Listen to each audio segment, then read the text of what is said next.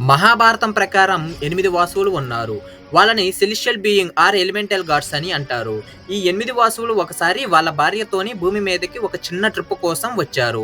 అప్పుడే వాళ్ళు ఋషి వశిష్ఠుని ఆవు నందినిని చూసి దాన్ని ఎట్లా అయినా సరే దొంగతనం చెయ్యాలి అని చెప్పేసి ప్లాన్ చేసుకుంటారు. ఈ వాసువుల్లో ఒకరు దువ.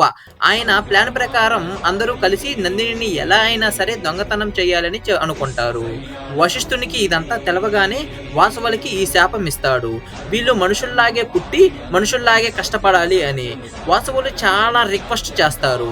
అప్పుడు ఋషి వశిష్ఠుడు ఏం చేస్తాడంటే 7 మెంబర్స్‌కి 1 ఇయర్ వరకు మనుషులకు ఉండే కష్టాలన్నీ ఉంటాయి అని చెప్పేసి చెప్తాడు. కానీ ఒకరికి అదే మెయిన్ ప్లాన్ చేసింది దువ. దువ్వాకి మాత్రం చాలా పెద్ద శిక్ష వేస్తాడు.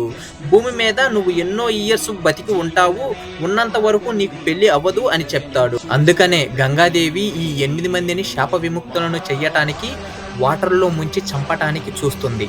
అందులో ఏడుగురిని గంగాదేవి శాప విముక్తి చెయ్యగలిగింది, కానీ ఒకరు మాత్రం మిగిలిపోయారు. అదే మన భీష్ముడు.